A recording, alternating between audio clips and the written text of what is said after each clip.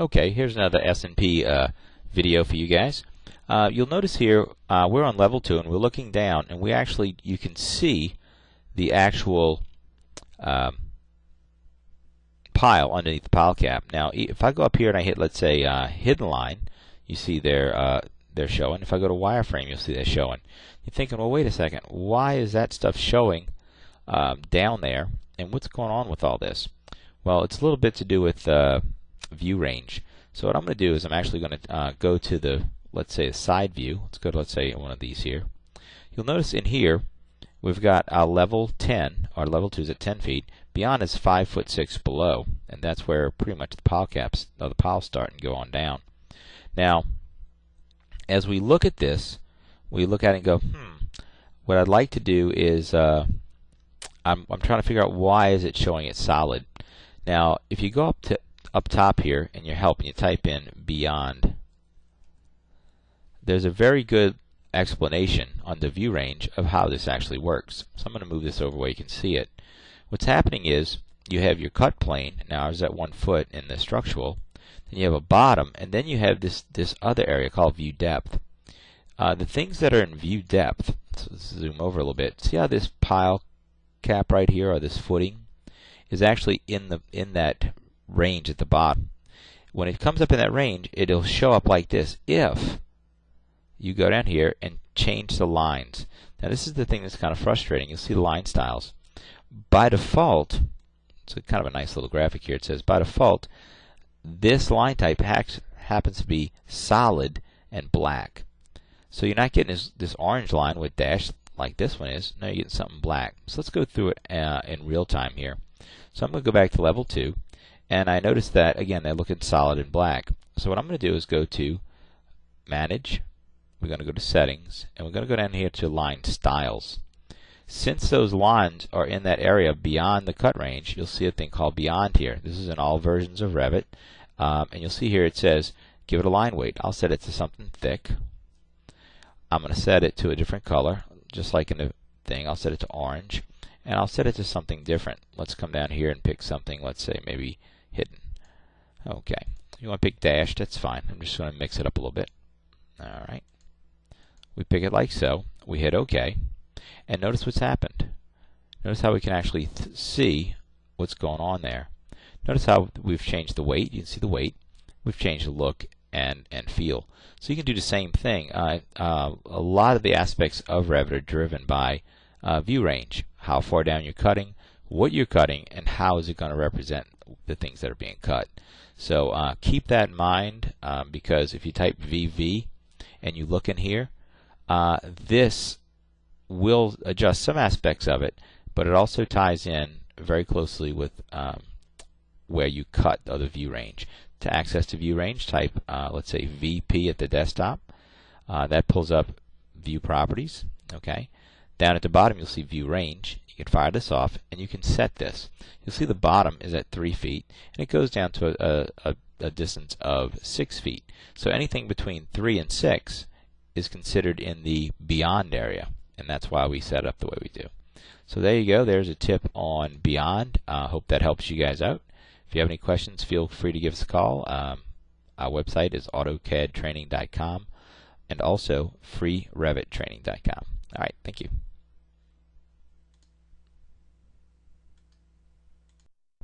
Hello, and welcome to Tip of the Week.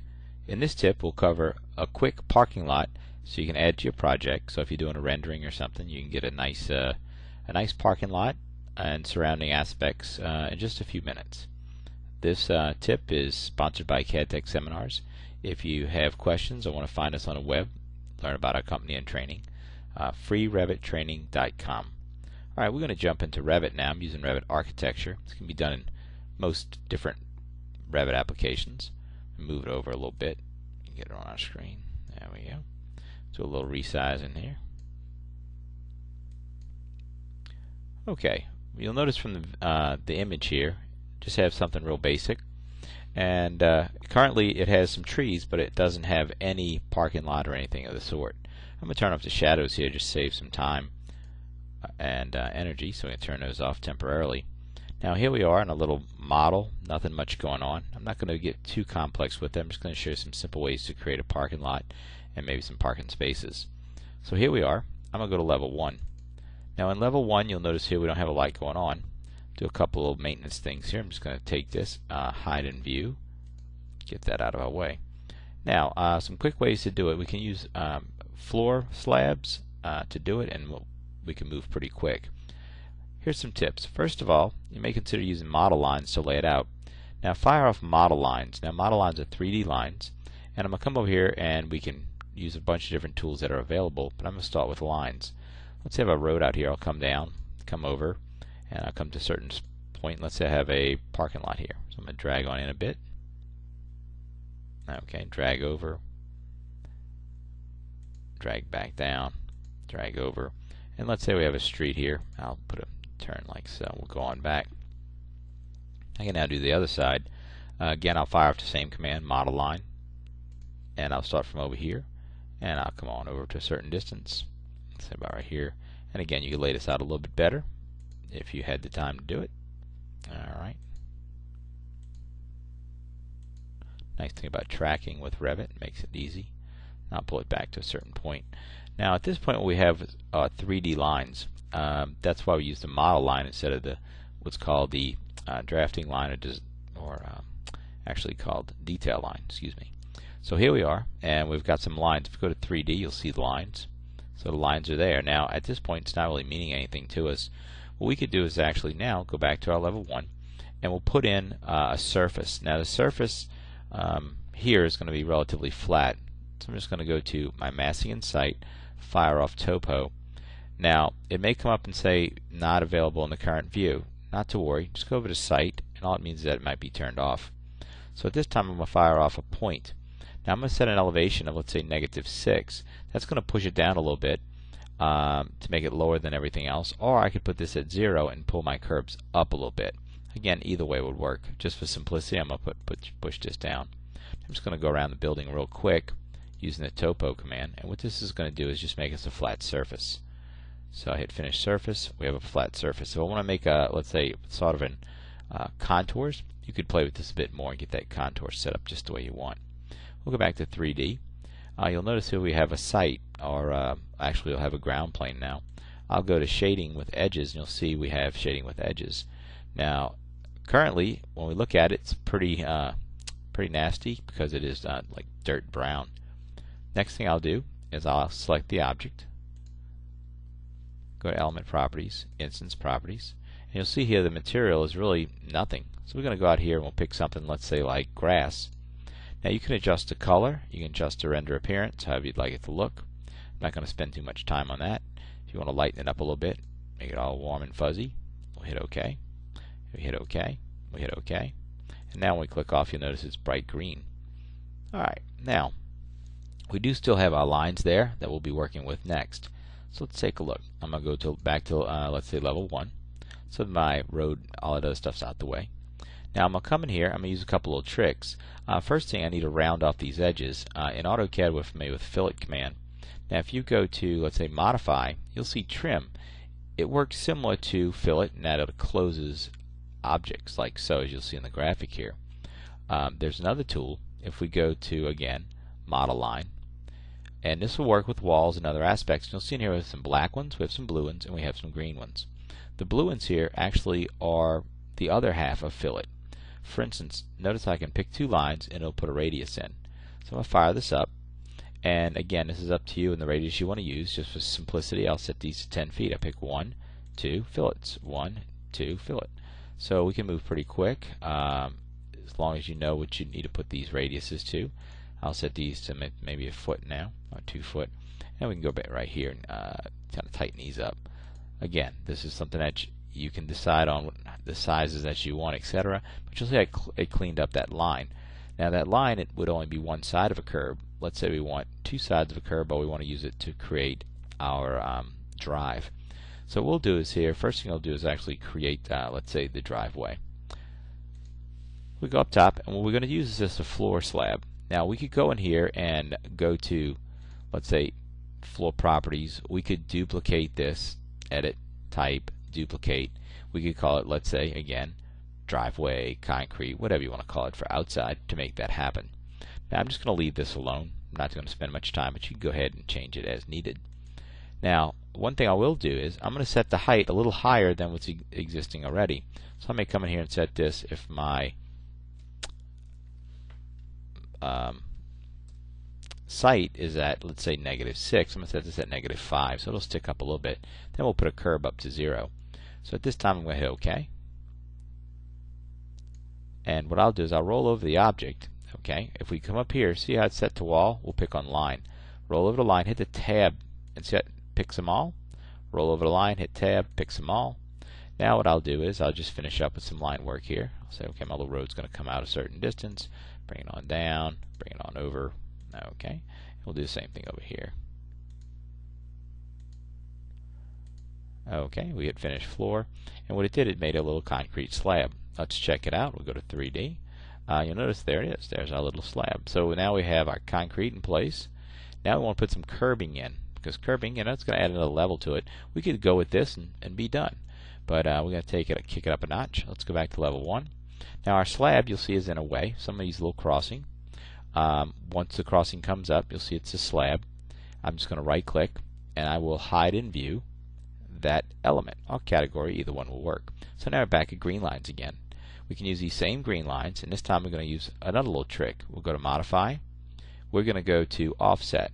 Now, when I fire off offset, I'll set my curb distance. Again, I'll leave it thick just for ease so we can see it. I roll over the object, and you'll see how it's showing us the actual curb, right? You see a little curb there. Now, what I'm going to do is I'm roll over it, I'm going to hit tab again. See, it cycles through and grabs the whole group. Think of it as kind of a polyline line tab. So I'll come over it, I hit tab, pow. So there we go. Now we have to close them up, so I'm going to come over here and put some quick little ends on here.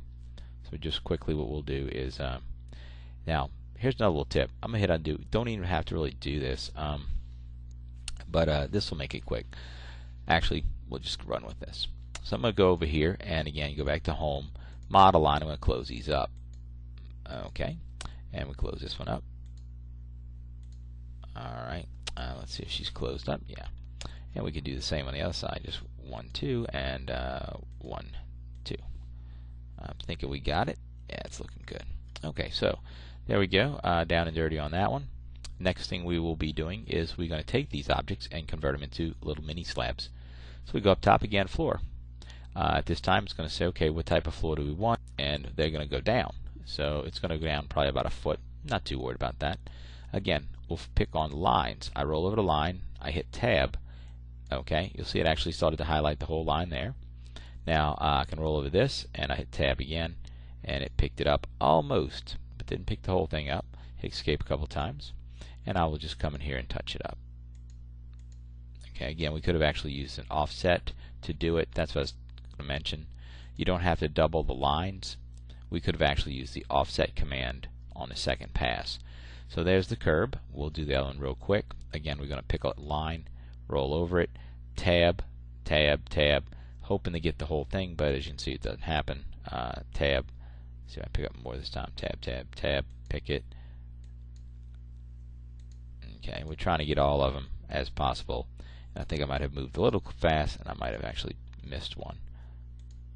So go back to line. Put this in here real quick. Alright. Again, I'm going to pick, roll over the object, hit tab, and now the whole thing picks, right? Okay. We've got some things over each other. Let me hit undo on that a few times. Alright, roll over it. Tab, tab, tab, tab. Figures, right?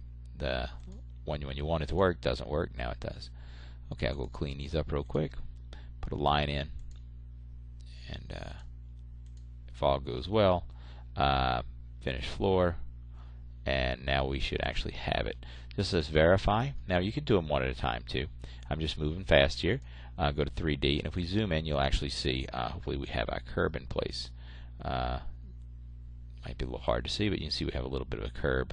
Not much of a curb because of the height that we have the slab set. But you see the curb going around. Last thing we'd do is we come in here and we can actually put in parking spaces. The components are usually loaded. If not, you can load them in. I'll drop this down and you'll see parking space. We'll come over here, pick 90, and I'll place one in like so. Alright, let's see where she is. So we'll snap, okay, and we'll snap, and we'll snap, and we'll snap, okay, and so there we go. Now we may want to leave one for accessibility. Take that one out. Alright, so let's see what we have now. We'll go back to 3D, and you'll see we actually have our parking lot set up. Last thing we're going to do is go back to, let's say, Site, or Level 1, either one, and we'll set up a camera. Drop this down. Always do that. The little buttons are too small for my big fingers. Okay, so pick this, camera, stand back over here a bit, look back at the building, and let's see what we get. Alright, we'll turn some shading on here real quick. And you see how we have the road, we have the curb, and we have all the pieces showing up. Last thing we may want to do is you can take that green line, you can hide it in the view or just delete it, and there you go. So a quick overview of how to create a quick site with concrete, a curb, parking spaces, and if you want to use some entourage, you can go to the entourage. Get out of this for a moment. Under entourage, if you're going to insert something, you can bring in cars, etc. So there you go. There's a 10-cent overview of how to set up a parking lot in Revit 2010.